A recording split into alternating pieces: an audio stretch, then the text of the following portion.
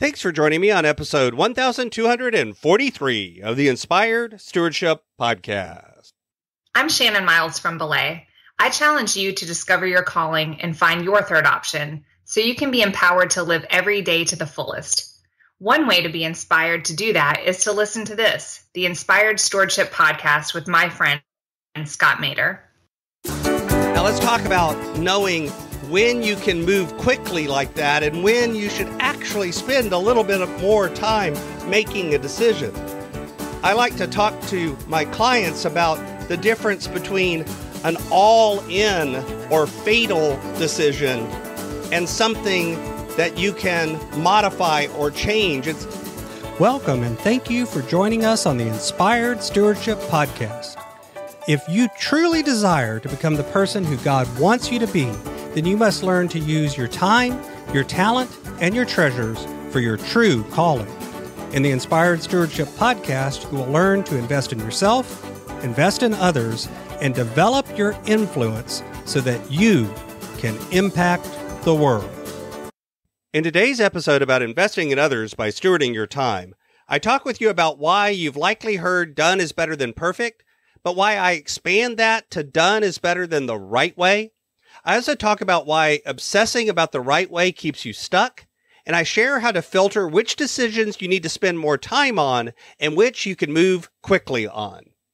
As we talk about stewarding your time, wouldn't it be great if you could support this podcast and do it without just taking too long? Turns out you can't.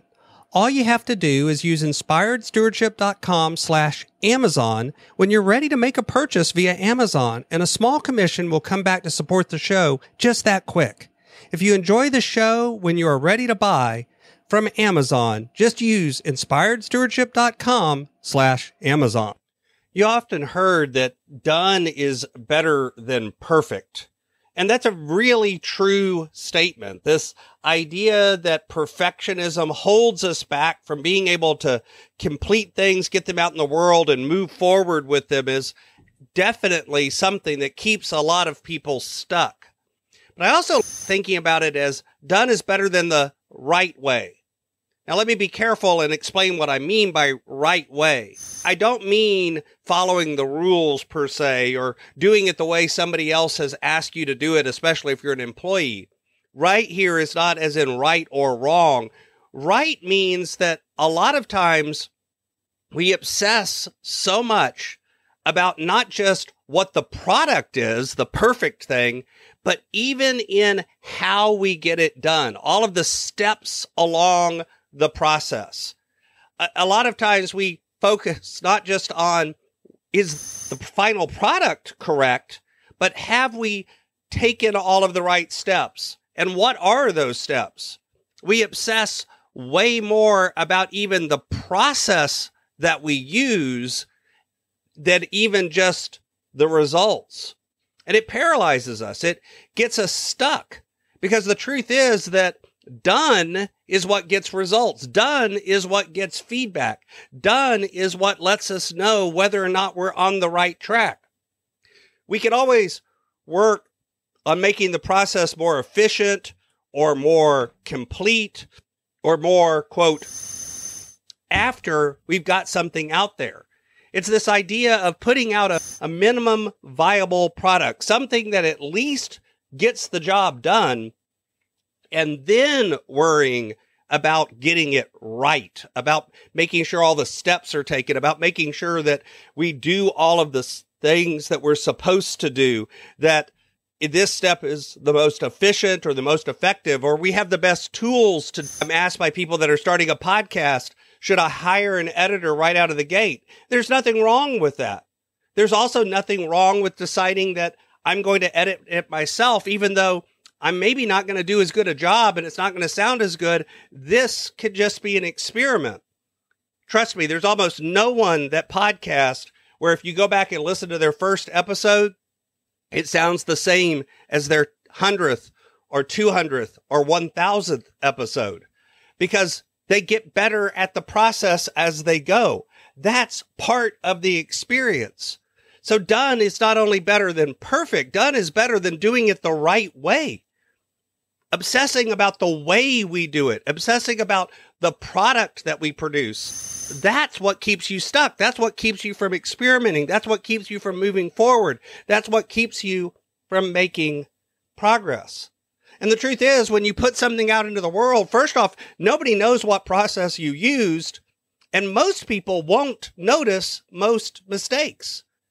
The sound quality on a podcast may not be as good on one podcast as it is on another, but you may still listen, because it's not only about how it sounds, it's also about the content and the person and whether or not it connects with you. What's more, you can still improve it and fix it and do it again another way, a little better, after you've got it out in the world, because that's where you get feedback. That's where you find out somebody's like, I don't like this, or I do like that. And you get to decide, is that feedback that you need or want to take? It's okay to also say, I hear you, but I'm choosing to do it this way.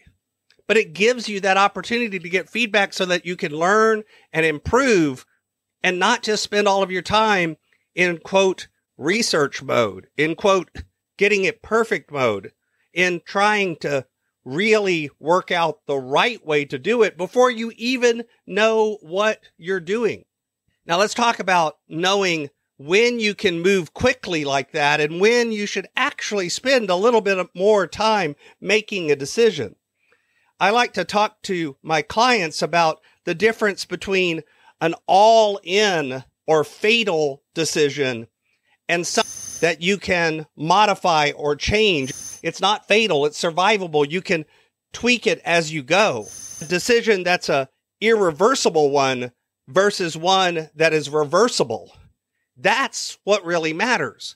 Because if it's a relatively small, irreversible decision, it might be something that you want to spend some time on, even though it's a smaller decision, because at the end of the day, once you've made that decision, it's very difficult to undo it.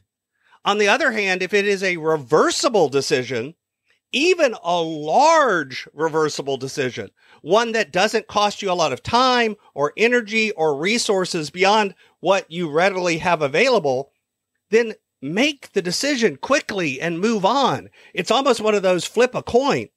Picking something is better than obsessing about which one's the right decision, because it's only through moving forward that you can refine it, that you can find out, is this the right decision or not? And even then, you can reverse that decision relatively easily. That's the whole point. That's why I like to think about decisions in terms of how much of an investment of my time, my energy, my money, my effort, my emotions does this decision take? Is it one that if I get it wrong, it's going to beat me up? And it's going to affect my relationships and all sorts of things in my life.